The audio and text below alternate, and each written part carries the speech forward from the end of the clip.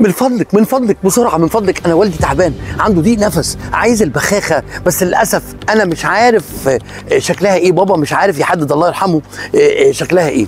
فبابا قال لي بسرعه هات لي البخاخه، فطلعت على الصيدليه وبعدين مش عارف البخاخه انهي واحده ولا اسمها ولا اي حاجه، فوصفت لها زي ما والدي وصف لي البخاخه، طلع فيه 3 انواع بنفس الشكل. قلت لها بس انا هدفع ثمنهم واخدهم كلهم، واللي تطلع هي اخدها وارجع لك الباقي. قالت لي يا مستر ايمن، مستر ايمن انت تعرفيني؟ قالت لي اه عارفاك كويس جدا، انا كنت طالبه عندك، دكتوره صيدلانيه زغنططه قوي.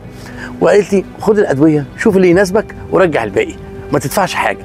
طبعا انا اتخضيت قوي، اتكسفت جدا، بس كنت سعيد جدا انه بناتي واولادي في اماكن اقدر اعتمد عليهم في بعد العمر ده والتدريس الفتره الطويله دي، هلاقي في كل مجال حد من ولادي. والحقيقه دي الثروه الوحيده القيمه اللي خرجت بيها من موضوع التدريس ده، ان ولادي هيبقوا هم المستقبل بتاع المجتمع. ودي كانت حاجه اسعدتني، وحدوته من حواديت مستر ايمن تلبس.